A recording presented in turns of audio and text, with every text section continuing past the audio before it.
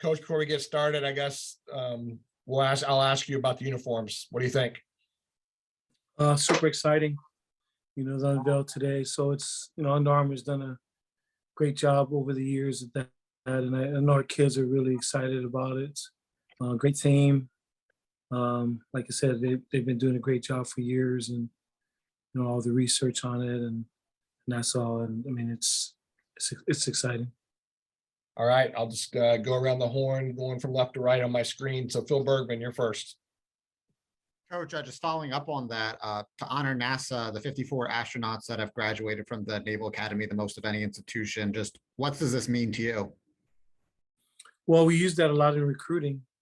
Just that we have more astronauts than any other school. Obviously, a pretty prestigious honor, and so it's. I'm excited from the standpoint of what it represents. We use it in recruiting. I think all the teams do. I mean, it's a great honor for our school, but to us to be able to encapsulate with the uniform is pretty sweet. The helmets, each one takes about 7 to 8 hours to hand paint. Have you gotten a chance to look at all the details on the helmets yet? I haven't. I saw a little bit of it today, and it looks awesome. But it's amazing what those guys have done, the length that Under Armour has gone to in making our uniforms, and the meticulous work that has to be done to craft those types of helmets. It's amazing, and I know our kids are really excited about it. And lastly, just Greg Morgenthaler and the equipment staff, just how important is the work that they do, not just with this uniform, but just to get everything ready throughout the year? I've always said, Greg Morgenthaler is the best, equipment guy in the country. We never worry about anything. We actually talked about it as a staff. I can't remember when we talked about it. Just we never worry about our equipment. It's always, he's so good at what he does. He's been doing this for so long. Our kids are always well fitted, always protected. Very detailed in all of his work. He takes great pride, and Greg, loves the school. He's had opportunities to go other places, loves the school.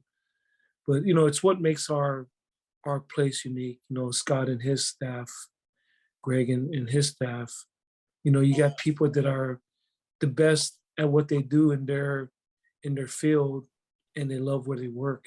So it's always great for me as a head football coach to be able to have, the best equipment guy and staff in the program, the best SID in the country, because it just makes your job easier. You don't have to worry about certain things because you always recognize that those parts of it are going to be done. We just got to score some points and get some stops. That's our job. And so, but the other part you never worry about because Greg does an awesome job. Plus, he knows what I like to eat too, so he's always good at leaving me snacks too. So, thank you. Wags. You forgot to mention best beat writer in the country. And the best beat writer, sorry.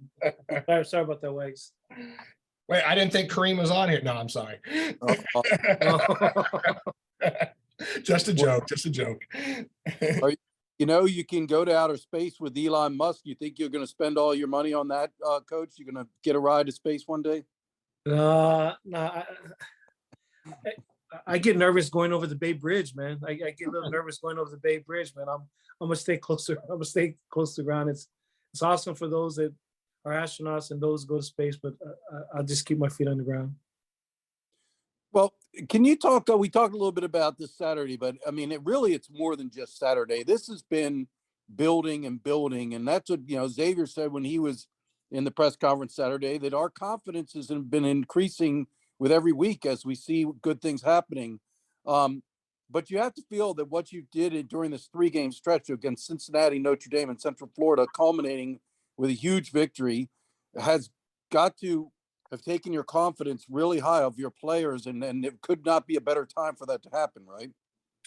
And especially then you take it even further, see how Temple has been playing, since our game, and how they've been playing. I've been taking people, and then we just saw what Notre Dame did to BC, after the game, and then obviously before our game, what they did to Clemson, You know what I mean? And so it just shows like, guys, I mean, these aren't flukes. Have confidence in yourself. Do your job. And I think the greatest illustration for us was, really the Notre Dame game, just two halves. And like when you don't do your job, what can happen against these elite people? But when you do your job, you got a shot. And so, but you're right, Wags. Then we saw it in the Cincinnati game. I saw glimpses of us playing against a really, really good team at their place. We had a chance, I feel like a chance to beat those guys, and they'd won 30 straight at home. I mean, that's no easy task. I mean, it's hard to win 30 games straight anywhere. So the win there was a tall order, and then to back it up with a great effort against Notre Dame, and like I said, playing them a lot of times, it's hard to beat those guys, but really proud of our guys. But you said it right, to finally get over the hump. I just thought it was a great team win. We got off to a good start on offense, and then our defense kept them out of the end zone. They moved the ball a little bit in the first goal, but we held them to field goals. Then we finished the half with a touchdown, so it kind of gave us a lead. They got that first drive in the second half, but after that, we shut them out. We shut them out, and we were struggling on offense, for the most part in the second half. But Riley, I thought, flipped the field, which was huge. Everybody talks about, how well we play on defense, which they need to, and the opening drive, which, and the closing drive, which needed to be written about. But to me, Riley, man, he was a huge factor in that second half when we were struggling moving the ball against them, and he would just flip the field and make them drive it down. And then obviously having Bijan back to hit, a tough kick. The wind was swirling there. And then, we get that stop at the end of the game, which was a huge stop. And then, to finish the game out was awesome. And obviously John Marshall, the way he played, and as good as anybody I've ever seen since I've been here. I mean, he'd been playing lights out. I didn't think he could take his game up to another level, and he did, which was awesome. Well, you haven't had a bye week in a long time. A second week of the season back in second week of September. September 17th, 3rd. How do you approach this 3-week period? And Strauss, I was looking in the media guide. Is there another time that Navy had 3 weeks before Army? It's been a long time. We used to all the time before we joined the conference. Okay. Well, you probably don't remember those days, Coach. That's been so long ago. But how do you want to approach this 3-week period? Yeah, I don't remember it either. Wags, it seems like forever since we've been off. But the big thing is try to get us rested and recovered. Get some treatment as we prepare for this game. But that's the first order of task. Try to get healed up, against this battle, which we know is going to be the battle. This last game, which still gives you 2 weeks to prepare. So we'll get rested up.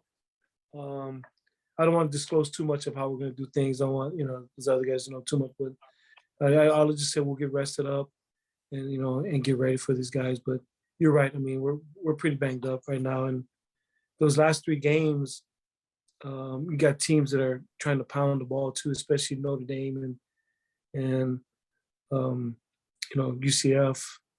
And I mean, the second half, their D-line kind of woke up UCF's D-line. And I don't know if I should share this, but I guess I'll share. I mean, Ashley and I are good friends. We've worked with each other for a long time. And I had mentioned something on the headset, man, we're getting killed inside. He's like, oh, did you see those guys inside? I mean, and he had a great point. I mean, but our guys are banged up, and, there'll be well-needed rest, recovery as we get ready to prepare to, for our biggest game. Well, quick follow-up on that. So on my podcast yesterday, Keenan and Eric Katani were saying they'd never had Thanksgiving off. Will you let the guys go home to their families on Thanksgiving, or you keep them here? No, they're definitely going home. We'll let them go home. Like I said, we haven't had 3 weeks, and normally we have Thanksgiving here. We've had Thanksgiving here at King Hall as a team, and that's how we done. But we're gonna let these guys go home. To answer your question, Wags, last time we had 3 weeks to get ready for Army. was 2013. We beat San Jose State in triple overtime, 58-52 on November 22nd, and then beat Army 34-7 on December 14th, 2013. And twice since then, we've had 1 week to prepare. We've played games the week before. The COVID year, we had to play the week before, and then the year we made the conference championship game, we played Temple the week before. So, And I think you're going to tell me that the weeks that we had 3 weeks boded better for us than the weeks we had 1 week. that would be correct. That would be correct. And before I get to Pete Medhurst, I will say United States just scored, so 1-0 over Wales. Pete Medhurst. Coach, based on certainly capping off these 3 weeks with the way you finished on Saturday, is one of the challenges to, as you mentioned, get that rest and recovery, but also try not to lose the edge that this group also seems to be playing with and have developed here right now heading into your biggest game of the year? Yeah, it's definitely no, it's a great point, Pete. And I've been thinking a lot about it. You know what I mean? Do we, you know what, this obviously, you know, the biggest game is coming up. We'll just stay here and practice. Then I look at this team, the 2022 team, you know, we go over our, you know, all of our injury report every day and see how guys are doing. And I know the most beneficial thing for us is to rest. But there's always that, you know, you might lose your edge a little bit, but I don't, with, it's Army, you know what I mean, Pete? And if we lose our edge against this game, I mean, we're going to struggle anyway, you know what I mean? But it's 3 weeks. Got to be careful of over practicing. Got to be careful of under practicing. But what your point is well taken. I mean, there is that possibility. To the same extent, there have been times where going into this game, the last game or two you've played have been teams that have spread it out, thrown it all over the place, yet you've played 3 shoebox games in a row. Is there any aid in having done that going into a game which we know is played in the smallest shoebox you'll see all year? I think so, because you're right. I mean, we play teams that are gonna try to, you know, round the ball, and I think that's interesting. We kind of feel like maybe Notre Dame would try to do that. We know that, you know, UCF likes to run the football, and obviously Temple, they throw the ball too. I mean, the kid throws the ball, the Warner kid throws the ball. But these last 2 teams, we felt like we had to stop the run, and we were able to stop the run against 2 really good teams. You know what I mean? Because recognize that's where everything starts with Notre Dame and UCF. We set off with our goal to stop the run against those 2 guys in a shoebox, like you said. And UCF a little bit more perimeter stuff, but we were able to stop the run. So I'm hoping that bodes well for us in the final one. I know you all, you know, the philosophy the entire time you've been here defensively is preaching, get as many hats to the ball as possible. We know linebackers can run. We know DBs can run. You ever had a nose guard that can run like Donald Bernard, side to side, pursuing plays? Because he has developed an unbelievable trait of running, not only running backs, but he'll run down screens coming down the line of scrimmage. He's really proven to be a terrific athlete at that position for you, just on observation. No, great point, Pete. And the thing that's been cool about him is obviously he's not the biggest nose guard in the country and in our league, but he's very, very productive, and he studies a ton of tape. Coach Hall, you know, has done a really good job with him, and I think the thing that's been so cool about for him is he was calling out plays from the sideline. So even though when he came out, you know, he'd be on the sideline, he'd watch the screen, you know, certain things. So he's also a student of the game that plays really, really hard. So, you know, Biscuit's been having a tremendous year, and we're gonna have to have another great game for him, you know, against, you know, obviously, you know, Army. I mean, everything starts with their fullback, and when you stop the fullback, it obviously starts inside. Thank you, sir. Thanks, Pete. Before I go back to, or before I go to Scott Wyckoff, Wags, 2 things to bring back to Katani and Keenan. Katani played so long ago that the Army-Navy game was the first Saturday in December. So Thanksgiving was part of the 2-week prep. And when Keenan played, we played Thanksgiving weekend. So yes, neither one of them had Thanksgiving, but these are totally different situations. Scott Wyckoff. Good data, Scott. Yeah, Coach, going back to this 3-game stretch of games you just completed, what's the biggest common denominator that you saw on the field in each of those games that you think is going to help prepare this team for Army? Our effort. That, we didn't, I mean, our kids battled, from the beginning to the end. Now, did we miss a couple assignments, and we had our technique better and all those kinds of things? Yes. But I just been so pleased with the way that we've been, our effort level. We've been playing really, really hard, Scott, which has been really, really exciting for me. And, I'm just grateful for these guys that their desire to win, the desire to be successful hasn't stopped. And to me, it's also a testament, not only to them, but their coaches, individual coaches have done a great job. And so that's been inspiring. How impressed and proud are you of Anton and Amin this past week, honoring the memory of their friend and high school teammate, Deshaun Perry, both on and off the field? Well, just obviously it was a tough week for them, and obviously all the people involved with that. Well, but to their credit, they were able to honor their brother. They talked about, they told my coach, he wasn't just a teammate, he was like a brother to us. And for them to honor him was awesome, and Grateful Greg was able to help them out with that, Morgan Thaler. And, they had quite a few, family members there too at the game, Amin and Anton, to kind of help buoy and strengthen them during this time, because it's been a tough week for them and for a lot of people obviously associated with the UVA family. I know you have a lot to be thankful for this Thanksgiving, but specifically, what is it about this team that you're most thankful for? Well, and I think I shared this at the press conference. I can't remember the post-press conference, but Brian Crawford told one of the coaches, and one of the coaches told me, which, I thought was very interesting, or, just coming off the field on Tuesday, it was freezing. It really, really cold, rainy, and just, I think everything that Greg issued me on, I was still freezing. And we came back, and I guess, Coach Crawford had told one of the coaches, like, I've been a lot of places, but I guarantee you there's not another, 3-17 practicing like this. Just great effort, not giving up. And that's my greatest gratitude for these young men. It's just, they come to work, Scott, every day. It's such a pleasure to coach these young men. And that's why I'm so happy for them at the game, just a little emotional, just because I've seen them. I've seen them for 9 months, just lay everything on the line. And then when you come up short, you just feel for them. You know what I mean? And then they lay it on the line again for another hard week and might have come up short. But to see them week in and week out, you couldn't tell what their record was. They came to work every day, just very, very fortunate, very blessed, to coach such great young men of character and leadership. Thanks a lot, Coach. Thanks, Scott. All right, we'll make another trip around. Phil Bergman. Coach, I'm talking to the Adams twins just about their journey off the field that they've gone through over the past year.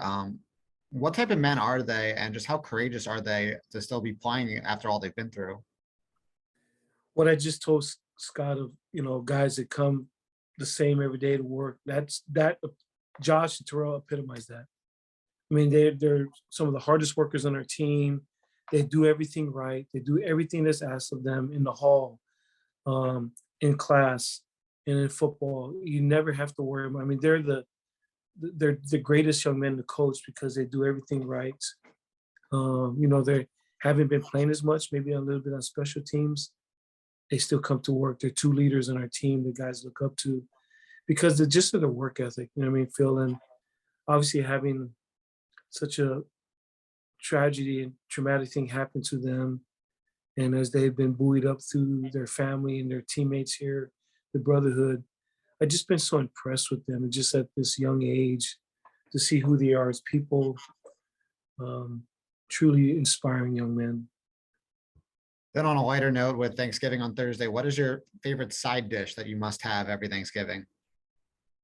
Did you say favorite? Favorite. I there's a reason I'm 280, man. There are no favorites. There's they're all side dishes and they're unbiased. They're all in equal line.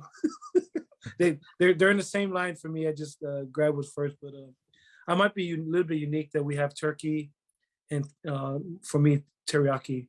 You know, so I'm a teriyaki guy. So, but all the side dishes, no biases, man. They're all national champs.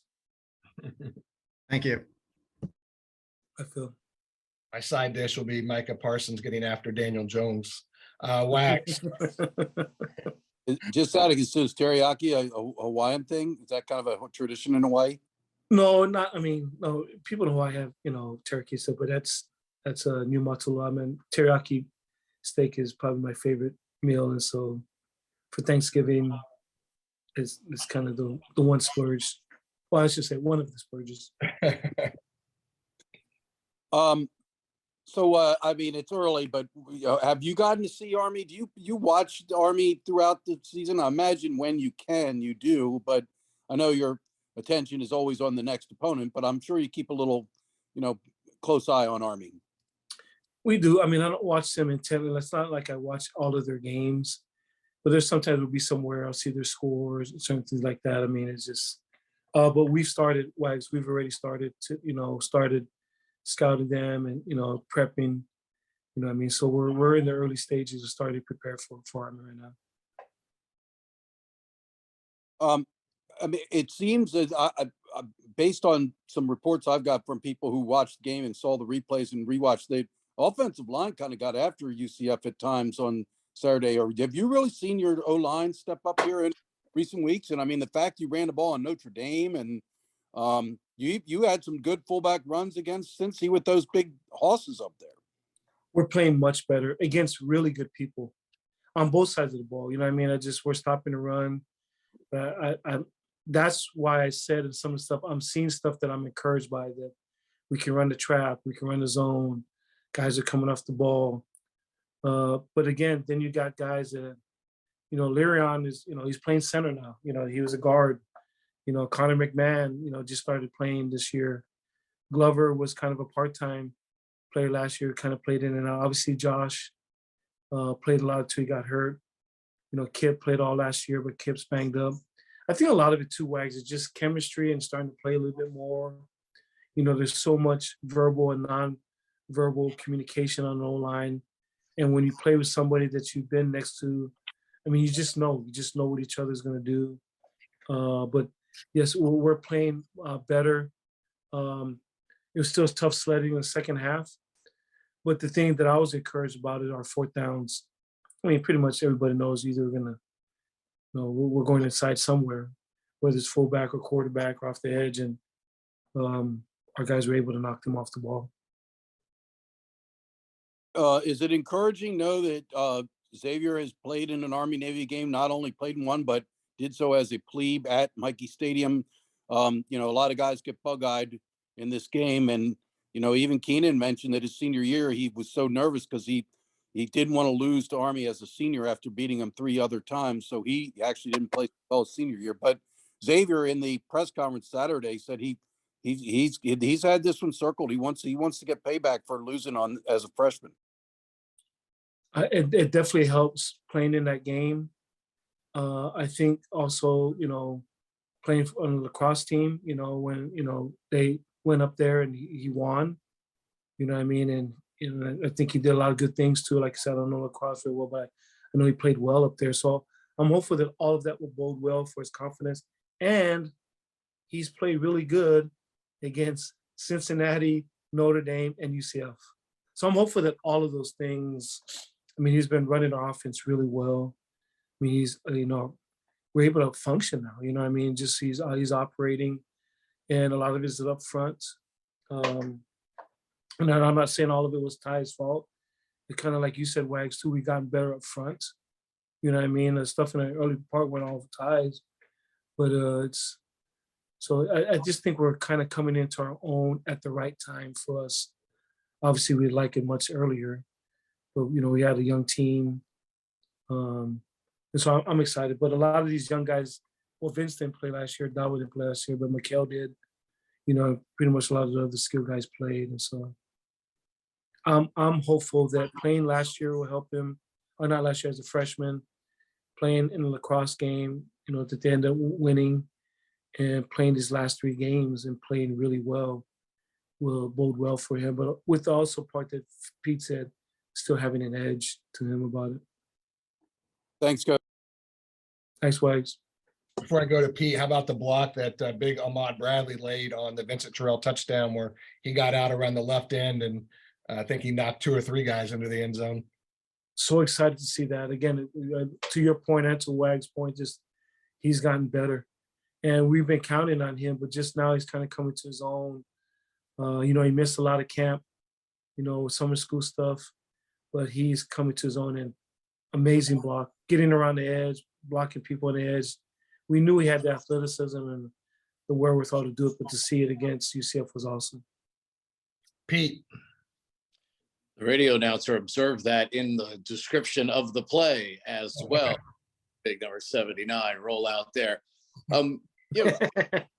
Coach, entering this month, even as a staff and as a program, at any point, did you guys question whether a philosophy that has worked for so long was still the way to get things done? Just as you and I have discussed for so many years, this is a results-oriented business, but you weren't getting the results that you were used to getting. Great question, Pete. It's interesting. I had this discussion with our staff this morning. this exact. So I talked to Coach Malzahn before the game, and just, I don't want to disclose all things he said, but he said some things that they're doing, which is awesome. I mean, nothing illegal. We're just talking about some of the way that they're doing things. Obviously, everybody builds teams differently now through the portal, through transfer. And it's not bad. That's how you assemble teams now. And as you was talking, I was just thinking, we build our program through the prep school. We build our program through Plebe Summer. We build our program through being here.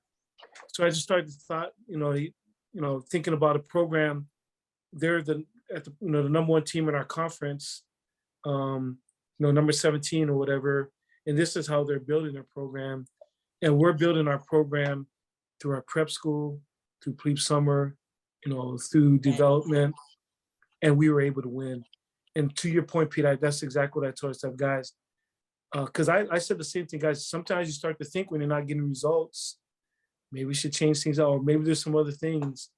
But winning that game just reaffirmed to me that we're doing things the right way. We're treating people the right way. We're working hard. We're not cutting corners. We're doing things that I feel like can help us win. For those who say we need to be throwing the ball more, a lot more, maybe they didn't see that one drive in the third quarter. It's we're doing things that give us a chance to win. But your point is well taken, Peter. That game just reaffirmed to me, and as I told our guys, we're going to keep doing it this way.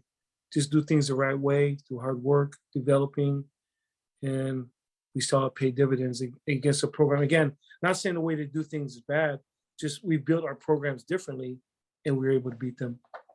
And we, like I said, we felt really good about, had a chance to beat Notre Dame.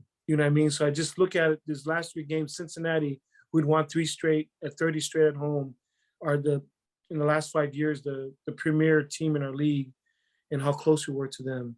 To Notre Dame, top 10 program every year, and to see UCF, and to kind of compare, because it's interesting your question, because that's exactly what I was thinking.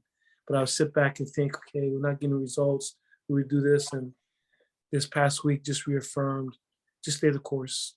It doesn't mean, we're not going to change and adjust, but the way we do things, just keep building Navy football through the brotherhood like we do. I was going to say, it's back-to-back wins now against UCF. And last year you played Cincinnati, the closest game they'd played all year before they'd gotten to the playoff. Xavier seems to have a very professional approach about him. Did you observe that before he arrived here? And is that something that position has to have to be successful, because there's literally so many ups and downs from one play to the next? I kind of feel like everybody's got to lead who they are. Ricky led way differently than Keenan. Will led totally different than that. AB didn't say a word. Will was in people's face like Tim Tebow, and inspiring guys. And Keenan just sat there methodically, and you could just see this piercing look that he was just calculating through his brain all the different looks that he just saw.